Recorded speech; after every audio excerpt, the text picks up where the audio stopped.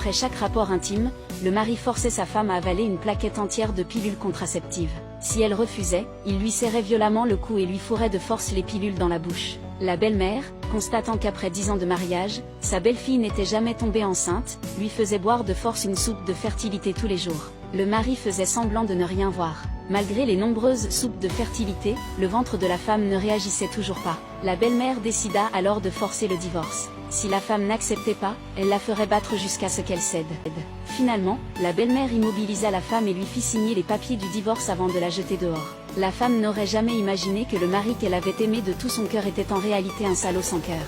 6 ans plus tard, peut-être grâce aux soupes de fertilité, la femme tomba enceinte à l'étranger et donna naissance à un fils de son ex-mari. Mais à cause des pilules contraceptives que son ex-mari lui avait fait avaler, le garçon souffrait d'une maladie cardiaque congénitale.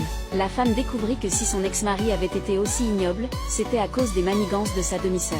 Cette fois-ci, elle était revenue pour leur faire payer le prix fort. Soudain, le petit garçon appela « Papa » à un homme dans une voiture à côté. La femme le tira immédiatement en arrière et le prévint que s'il recommençait à appeler n'importe qui « Papa », il serait privé de bonbons. Pendant toutes ces années, l'ex-mari avait cherché la femme partout. Ce n'est qu'après l'avoir vraiment perdue qu'il réalisa son importance. À l'hôpital où la femme emmenait le garçon pour un examen, elle tomba sur son odieuse belle-mère et sa demi-sœur manipulatrice. Dès qu'elle vit la femme, la belle-mère commença à l'humilier verbalement. Elle pensait que la femme encaisserait en silence comme avant. Mais après avoir subi les abus de son ex-mari, la femme n'était plus la petite lapine faible d'autrefois. Avant même que la belle-mère ne puisse prononcer sa prochaine insulte, la femme la gifla violemment. Le lendemain, la femme se présenta en tenue de deuil à la fête d'anniversaire de sa demi-sœur. C'était justement l'anniversaire de la mort de sa mère. Furieux, le père eut une crise cardiaque.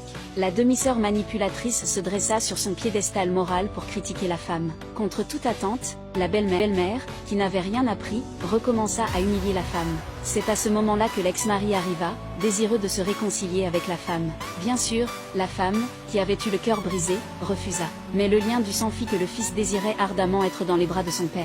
La belle-mère était persuadée que le petit garçon n'était pas son petit-fils et menaça de ne jamais laisser la femme se remarier tant qu'elle serait en vie. Le petit garçon dit seulement que sa grand-mère était trop méchante, mais elle le poussa violemment par terre.